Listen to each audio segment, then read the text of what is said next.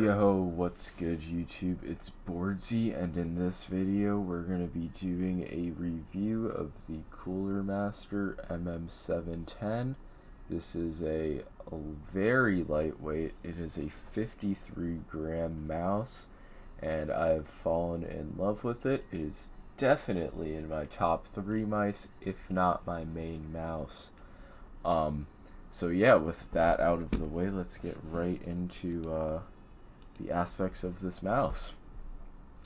So the clicks are really good. I'll give a sound test.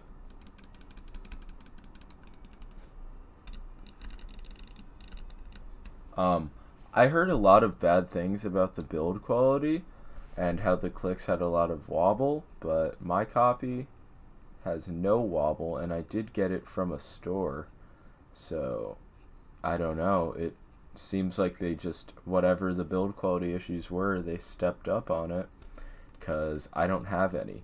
The only even slight issue with my clicks, which is really nitpicky, is my right mouse button, or my right click has a bit of post travel, but this doesn't cause an issue in game, and I do have to click really hard to even get it to travel down. But my left click has no issues, no pre, no post, just overall very solid feeling clicks, crispy, and basically perfect. Everything you could want in a click.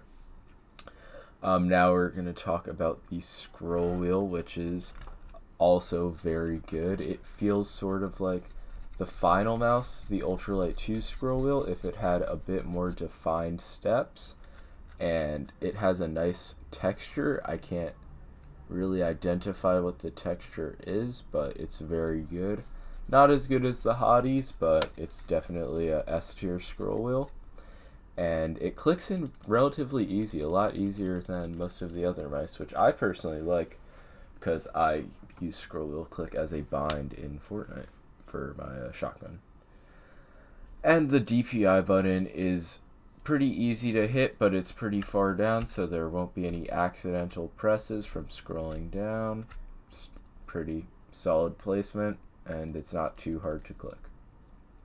The side buttons, though, these are, I guess, the camera. Hold on.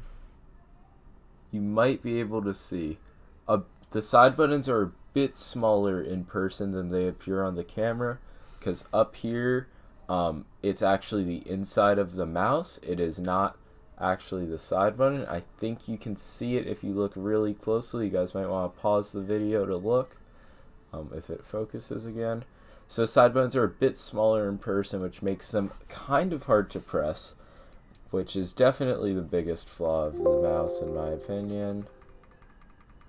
Hold on, let me open up like Opera or something. Oh fuck, opened up on the wrong monitor. Awkward.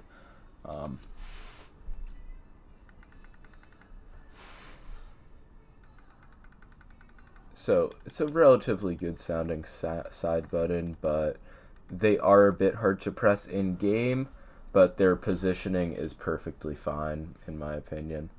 It's probably the biggest flaw of the mouse, but it's still they're still like high tier side buttons, which I still use perfectly fine. It's just they could be better, and honestly, regardless of my review of a mouse, I'm gonna find something that could be better, and on this mouse it is the side buttons. But I like the holes in the side that give you, these are obviously, this mouse is oriented on weight reduction, and having these holes allows for some weight reduction while you still get that nice solid feel on your thumb if that's what you're looking for.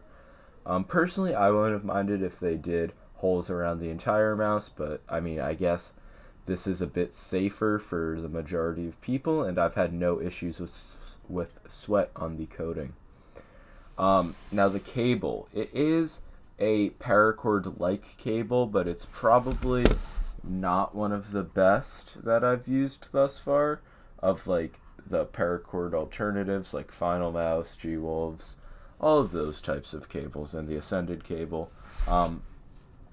It doesn't present an issue in game, and when I'm swiping really fast, I can't even feel it because my bungee's so good, but If you don't have a bungee, I would recommend paracording it, but honestly, definitely get a bungee regardless. So the cable's not too great, but it's fine enough considering how good of a mouse this is. These feet, these are insane. These are the first feet I've used that I've thought I'm never gonna have to replace these feet, even if Hyperglides come out. You guys can see that it just flies across my mouse pad because this mouse is so small and light. Even though it's really not like that small when compared to an ultralight 2. You guys can see that the MM710 is a good deal bigger than the ultralight 2. And in your hand, it feels insanely large compared to it. Not like insanely large, though, but just like trying to let you guys know that it is a lot bigger in your hand and feels a lot more solid than the ultralight 2 does. I have been using a sort of claw grip with this mouse because the hump is so like high on the back, and it's just been insanely comfortable for me, which might come as a surprise to a few of you because I do tend to fingertip everything, but I've been using a type of fingertip claw hybrid. Also, the sensor, it's a 3389 and it's really good. Getting a 3389 sensor on a $50 mouse is something that's just amazing, along with the fact that it's super light, has a decent cable, and has great clicks. This mouse is a budget beast, basically. I would say that this mouse is the best $50 mouse we're going to be seeing for a long time. Yeah, so what have I not hit on yet? I guess the shape. Actually, I did hit on the shape. Let me think. I don't know. I think I hit on everything. I'm not going to put any gameplay because the gameplay doesn't seem to affect the views at all. And you guys know that I'm a very solid, well, not solid. I hate to like ego myself, but I'm a relatively good gamer per se. So you guys know that my gameplay is going to be high tier with any mouse I use.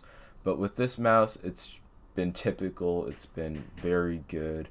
And I can't wait to use it more. Stay tuned in the future for a comparison of it against the Ultralight 2. But for now, I really only have good things to say about this mouse. If you have $50 and you need a new mouse, get this mouse. I'd say it is the safest $50 mouse out right now. As always, it's been boardzy. Make sure to like and sub.